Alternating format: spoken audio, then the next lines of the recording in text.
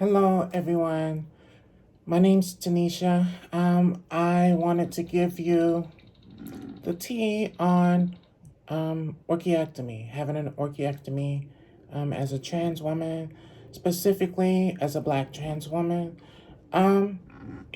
because I just didn't see a lot of videos on YouTube from a Black trans woman's experience. So today I had my orchiectomy last Thursday. Today is Tuesday, so it hasn't even been a week. This is day 5 post-op um, of that. I traveled from Las Vegas down to Miami. Took a flight down to Miami and had it done at Restore Medical Center with Dr. Whitehead there. Last Thursday, I flew in a week ago, last Tuesday. I had a free day on Wednesday, and then Thursday was surgery day. I was in at 8:30 in the morning. First thing, filled out a bunch of paperwork, was greeted by this very nice Black lady nurse. She sat with me and helped me fill out the paperwork, then took me back to the back, had me stripped down, naked, put a gown on, some compression stockings, and little footy socks. And then walked me into what would be like the recovery room. Lay down on the bed. Probably 20 minutes later, the doctor showed up, Dr. Whitehead, and his husband, Dr. Ramirez, is the anesthesiologist. And everybody was like super nice, super friendly. I'll say that to say you may be asking, why would I travel all the way across the country just to have an orchiectomy when you can have it done in your local town by the local urologist, right? Most urologists are qualified to do an orchiectomy. I really wanted the experience of having it done somewhere that dealt exclusively with transgender patients. So their entire practice is doing SRS and orchiectomies for trans patients. They also do some female to male stuff as well, but don't ask me what that is. I didn't really look into it. And to me, it was well worth it. It was well worth the extra expense of flying down and getting a hotel and that whole deal, because their entire staff was they were awesome and amazing. There was no bad negative experience. Like I said, everyone there is used to working with trans patients. There was no, misgendering or nothing crazy like that as part of my experience. Everything went smooth. Yeah, so that's the main thing. I'll talk about recovery. So, well, I guess I can take it from the beginning. Once I laid on the bed, Dr. Ramirez came in, the anesthesiologist, talked to me about my different medical issues. I had or have sickle cell trait, just the trait, not the disease, and G6PD deficiency, which is like a red blood cell deficiency. I've had them my whole life, and neither one of them have never caused me any issues, but it was of concern to Dr. Ramirez because you have to be careful that you don't give the patient a medication that interacts with like the G6PD deficiency specifically. So he opted to do deep sedation instead of general anesthesia. There was kind of 3 levels, 3 choices. There was local, where you're still awake, they just numb up the area and do it. Deep sedation, which is like maybe what you had if you had your wisdom teeth pulled. That the only time I've had any surgery was wisdom teeth extraction, and they did deep sedation then as well. And then general anesthesia, where they put you under, and you have like breathing tube down your throat and all that stuff. I actually like the deep sedation because to me there was no difference between that and the general anesthesia, because when they walked me into the surgery room and I laid on the table, they like strapped my arms down. I don't even know if they got to the point of strapping them down yet. They did put an oxygen mask on me and was talking to me about something, but there was no like count backwards from 100 or I'm going to give you something to make you feel sleepy. It was just, I remember having a conversation with them and then boom, it was out. And next thing you know, I was waking up on that same recovery bed that I was laying on before. And there was a nurse sitting there rubbing my shoulder. You know, they let me lay there as long as I needed to like wake up and get ungroggy. Um, yeah, so that was kind of it. They told me, you know, discharge instructions, how to look after the wound. I hired a caretaker to take care of me down there. I traveled alone by myself, which is like my theme. I don't um I don't have a big group of friends. Trans friends, gay friends. I don't have no gay sons, no none of that stuff like that. I'm not in the scene. I don't go hang out at the gay clubs here in town or down at the Fruit Loop or anything like that. I am a business a businesswoman first. So I sit right here in front of me. If you could see surrounding me, I have 3 different desks with 2, 4, 5 monitors and 4 computers, and because I'm working for 4 different clients right now, all at the same time. I'm doing software development. So I have my own company, my own LLC, and that's what I do. Um, I'm very successful at that. I make very, very, very good money doing that, well into the 6 figures. Um, so that's my life, though. I woke up this morning at 2:49 a.m. My alarm was set for 4, but I couldn't go back to sleep, so I just got up and started working. I work for 3 East Coast companies, 1 West Coast company. So at 6 a.m. Pacific time is 9 a.m. their time, and they all get to jumping. And none of them know that I'm working for anyone else. So, I'm ping ponging back and forth in this room all day, answering messages and emails.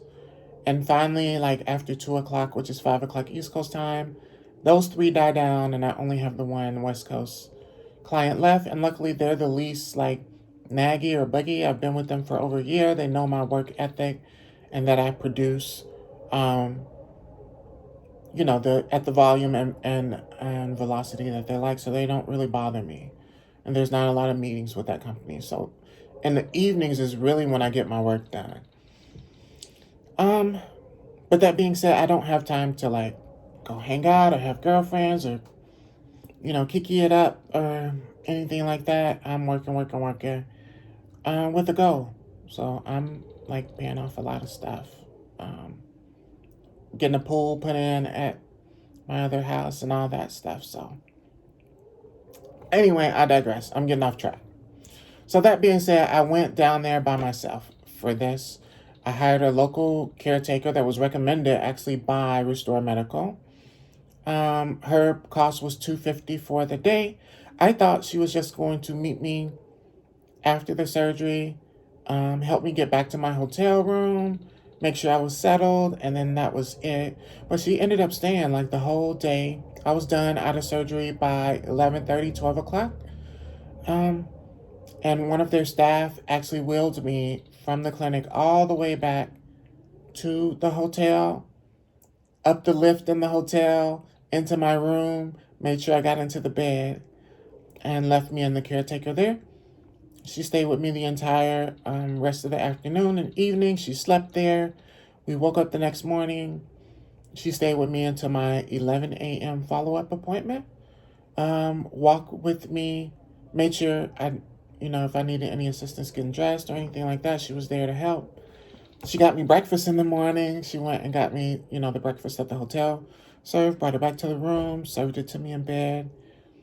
and walked with me back over to my follow-up appointment. I stayed at the Landon Hotel, which is literally a block away. It's a 5-minute walk from the clinic. The morning of my surgery, I walked myself to my surgery appointment. They wheeled me back, and the next morning, I walked back over to the follow-up appointment. After the follow-up appointment, she walked back with me to the room, and then she called her Uber, and she left at that point, making sure that I was good to go before she left. Um, so well worth the money there. Their pharmacy that they use is literally in between the hotel and the clinic, so it's a 2-minute walk from the hotel. I picked up my meds on that free day I had the day before surgery. It's a little mom and pop pharmacy. They have it's like a kind of like a small store, and they have a little pharmacy area in the back. Mom and pop. They gave me hydrocodone with acetaminophen, which is Tylenol 3, and a antibiotic that will last you for the first 4 or 5 days. I took the last pill this morning, which is day 5 post-op for me. So that was the only medication. Actually, after the surgery, they gave me a little pouch of regular Tylenol without hydrocodone, and they were 500 milligram each pills, and then there's instructions where to take 1 to 2 every 4 to 6 hours as needed. They really wanted me to not take the hydrocodone unless I really needed it, and I only took 2 of them. They gave me 14. I took 2. One the night of the surgery just to help me sleep, and one the next day. And that was it. After day 1 post-op, I literally haven't taken any pain meds. Not the regular Tylenol, not the hydrocodone, anything. I still have them left in my purse because it just kind of wasn't needed.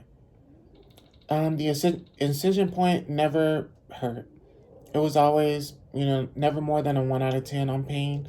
Where the pain was in the front in your inguinal canals, which is where if you push the testicles up, like when you tuck, those little canals that they go into are called your inguinal canals. That's where all the pain was, and I think what it was is when they cut the cord that goes to the testicles and the scrotum, that cord retracts itself back up into those inguinal canals. And I think that's where the pain was, because those cut cords were in those canals. And that pain was never more than like a 5 out of 10. It was more uncomfortable than painful. And the pain was really the worst, I would say, day 1 post-op. After day 1 post-op, like I said, I never took any pain pills. I flew back on day 2 post-op. At the end of the day, I had a 8:20 p.m. flight out of Miami, and I flew back here first class to Vegas. I flew down there first class too, but didn't really need to. I just wanted to kind of spoil myself, and it was well worth it. Yeah, that's kind of it. I did a late checkout on that Saturday. Checked out at 3:30. Got to the called an Uber after checkout. Got to the airport about 4:30. Checked into the Centurion Lounge about 5:20. They only let you check in 3 hours before your departure time, which was 8:20, so I could check in at 5:20. I did that, and then just waited there until it was time to go to my gate. Went to my gate, didn't even have to sit down. I got straight in the first class line, and they were already doing pre-boarding, and then I boarded within the first, 2 minutes of being back at the gate. And did the ride home. I was awake the whole time for the flight home. Got in late, Ubered home, and then the days just kind of went by, and things got easier and easier and easier. There was a big jump in pain, or big jump down in pain between post-op day 1 and day 2, the pain eased up a bit. And then between yesterday, which was post-op day 4, and today, day 5, there was a big jump down in the uncomfortable feeling in those inguinal canals. And like now, everything is like a 1. 1, maybe if I sit the wrong way on the incision point or something, it goes up to like a 2, 3 at the most, and then as long as I move and get off of that, it goes back down to a 1. So not a big deal there. Hormone-wise, I've been on hormones. I've been on hormones for like 10 years. To be honest, on pills, I was kind of like stealth undercover on hormones. For the bulk of that in the last few years, I've been like out. And switched from pills to injections about a year ago. That was really good.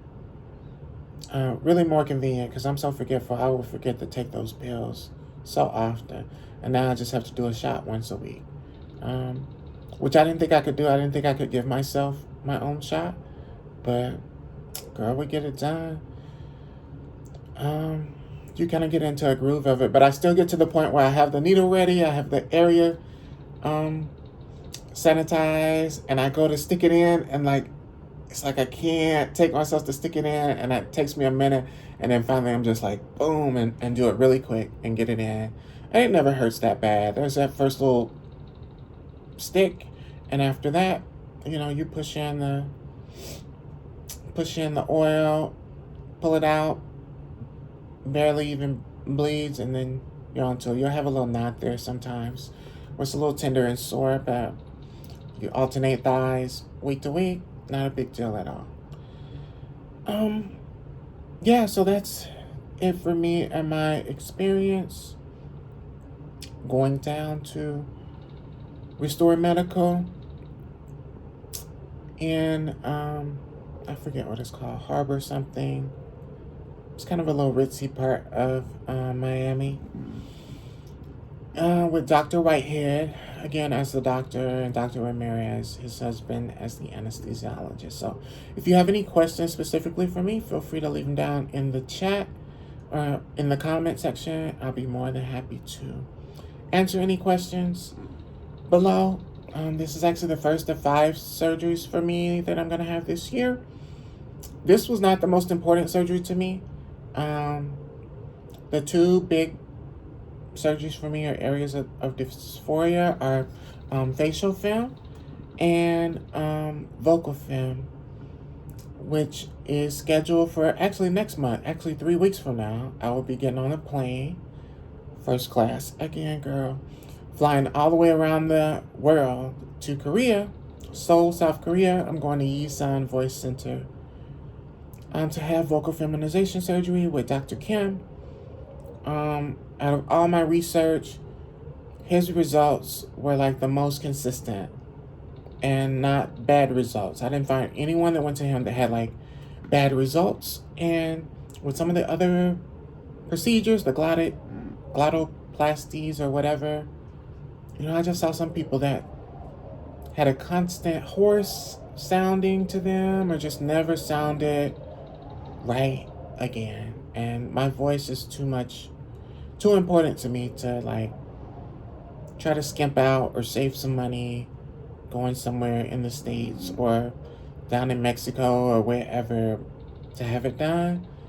I'm just going to spend that coin and go to Dr. Kim. To me, he's the best at doing it. It is expensive, very much so. Korea has a mandatory 7-day quarantine period that you have to pay for. It's going to cost me probably $800 to sit in a hotel room for 8 days and eat crappy food while they quarantine you, but I'm willing to do that to get it done. So I think March 4th is my flight out. My return flight, March 22nd. 7 of those days is quarantine. There'll be an extra 3 days in the hotel because originally when I booked, it was a 10-day quarantine. And then they dropped it to 7, but it's too expensive to change the ticket. It's cheaper for me to fly in those 3 days early, do the quarantine, and get a hotel for 3 days before the pre-op day than it is to change the flight so that right after I'm out of quarantine, I go to pre-op. So I'm just going to do that, spend 3 days, in a hotel extra in Korea, and then have my surgery. You're on a strict vocal rest for 30 days after. So that's going to be the hard part and interesting part. Like, I'm working 4 jobs, and they have like daily meetings, daily progress meetings and all that stuff. And to not be able to talk for a month, it's going to be very interesting. I'm going to have to type all of my communication between 4 different jobs. So that's kind of where we are. It sounds like the action is going down out there somewhere. And the wind is crazy. I'm sure you can hear that outside. But I wanted to make this video and get it done. I wasn't even going to do a video. I didn't want to post up any like trans stuff. But I have a whole different channel that I'm going to use for like non-trans stuff and business stuff that I do. Because I don't want to get pigeonholed into just trans material. I see a lot of channels that just get stuck in talking about trans stuff. And my life is so much more than being trans. Like I said, I run a whole business and, interact with tons of people. And I'm looking to grow that business over the next 12 months and turn it into a multi-million-dollar business instead of like a $500,000 a year business. To start getting government contracts and things of that sort. So we'll see. But eventually I will tag that other channel if you're interested in stuff like that and not just trans-specific topics. But on this channel, I'll just kind of not blog, because I'm not carrying a camera like through the airport and in the plane and all that stuff. But I will document my medical transition between that. So those are the two surgeries. One down, next one in 3 weeks. After that, the other ones aren't set in stone yet. I'm still waiting on the insurance approval for FFS. I could pay for that out of pocket, but it is a pretty penny. You're talking between $40,000 and $60,000, sometimes $70,000, depending on the surgeon. I'm going with Dr. Kia Jumpa for that. And if I can get insurance to cover it, which they should, I'll do that. But the downside of that is I can't just pay for it today and get booked and scheduled and be having my surgery in the next few weeks. I have to wait for the whole submittal process and going back and forth with insurance and that whole thing, single case. Any y'all girls that's done it before know what I mean. So waiting on that because I have these other things lined up, and then we're going to go get some Lipo 360, some BBL stuff going on, just to get the body right. And then what else was it? Orchiectomy, FFS, vocal film. Oh yeah, 360 BBL. That's 4. 5. Then it gets into like smaller stuff, like probably some veneers, maybe some other little small things going on as well. But that's like it. But you guys will get to see the whole journey. That's it. Any questions, ask below. Other than that, I'll talk to y'all later. Bye.